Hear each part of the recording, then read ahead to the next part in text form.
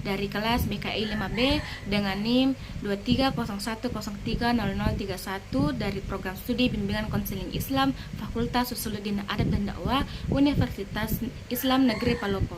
Pada video kali ini saya akan membahas materi mata kuliah dari BK Multibudaya dengan tema isu-isu kesetaraan gender dalam konseling. Bagaimana isu-isu kesetaraan gender memengaruhi proses konseling? Apa saja strategi dapat digunakan oleh konselor untuk mengatasi isu-isu kesetaraan gender dalam konseling? Kesetaraan gender dalam konseling adalah upaya memastikan bahwa klien laki-laki maupun perempuan mendapatkan pelayanan konseling yang adil, bebas dari diskriminasi, dan sesuai kebutuhan unik masing-masing. Konselor dituntut untuk sadar bahwa peran sosial gender dapat memengaruhi cara klien mengekspresikan masalah, mencari bantuan, dan memaknai pengalaman hidup. Isu-isu kesetaraan gender yang sering muncul dalam konseling, yang pertama itu ada stereotip gender.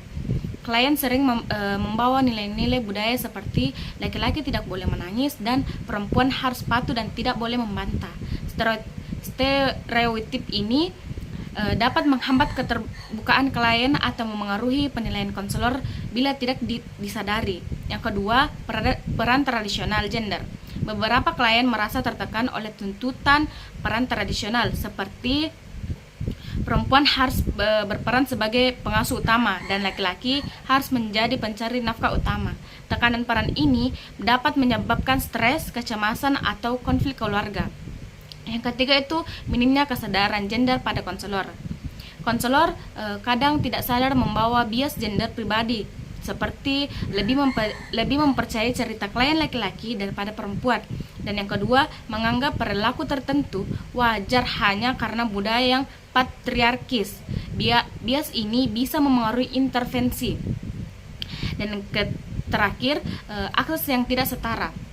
Beberapa kelompok perempuan atau laki-laki tentu mengalami hambatan untuk mengakses layanan konseling karena norma budaya, keterbatasan ekonomi, dan stigma sosial. Bagaimana isu-isu kesetaraan gender memengaruhi proses konseling? Isu-isu kesetaraan gender memiliki pengaruh besar terhadap proses konseling karena gender membentuk cara seseorang berpikir, merasakan, dan berperilaku dalam kehidupan sehari-hari. Dalam konteks konseling, perbedaan pengalaman sosial antara laki-laki dan perempuan sering membawa tantangan tersendiri bagi klien maupun konselor. Beberapa pengaruh utamanya itu yang pertama mempengaruhi keterbukaan klien. Norma dan stereotip gender dapat membuat klien kesulitan mengekspresikan perasaannya, seperti laki-laki diajarkan untuk kuat dan tidak menangis sehingga mereka bisa menahan emosi saat konseling. Dan perempuan mungkin merasa takut dianggap terlalu emosional jika terlalu jujur tentang perasaannya. Hal ini membuat konselor perlu menciptakan suasana aman agar klien berani terbuka. Yang kedua itu membentuk pola masalah yang dibawa klien. Banyak masalah yang muncul dalam konseling terkait tekanan peran gender, seperti tuntutan menjadi pencari nafkah utama, beban ganda perempuan sebagai pekerja dan pengasuh, dan ketidaksetaraan dalam relasi, misalnya pengambilan keputusan dalam rumah tangga. Tekanan ini dapat memunculkan kecemasan, stres, konflik relasi, dan rendahnya harga diri. Dan yang terakhir, mempengaruhi keamanan dan etika konseling. Pada kasus yang melibatkan kekerasan berbasis gender atau KDRT atau pelecehan, konselor harus menjaga kerahasiaan dengan ketat, mengutamakan keselamatan klien, dan menentukan apakah perlu merujuk ke layanan lain. Tanpa pemahaman gender yang benar, konselor dapat menangani situasi sensitif ini. Isu-isu kesetaraan gender memengaruhi proses konseling memulai dari pembukaan, penilaian masalah, pemilih intervensi, hingga keberhasilan konseling. Oleh karena itu, konselor perlu memiliki kesadaran gender, kepekaan budaya, dan kemampuan refleksi diri agar dapat memberikan layanan konseling yang adil, empatik, dan efektif. Strategi konselor dalam mengatasi isu-isu kesetaraan gender dalam konseling. Yang pertama itu mengembangkan kesadaran diri. Konselor harus memahami nilai, kepercayaan, dan bias gender yang mungkin ia miliki. Dengan menyadari bias pribadi, konselor dapat mencegah penilaian yang tidak adil terhadap klien. Yang kedua itu menggunakan pendekatan konseling yang sensitif gender. Konselor perlu menerapkan metode konseling yang responsif terhadap pengalaman seseorang laki-laki dan perempuan. Pendekatan ini memperhatikan bahwa masalah klien sering dipengaruhi oleh budaya, patriarki, stereotip, atau tekanan peran gender. Yang ketiga itu menciptakan ruang aman. Konselor wajib menyediakan suasana yang aman, nyaman, dan non-judgmental. Hal ini memungkinkan klien tanpa memandang gender untuk mengekspresikan emosi dan pengalaman sensitif seperti kekerasan, pelecehan, atau diskriminasi.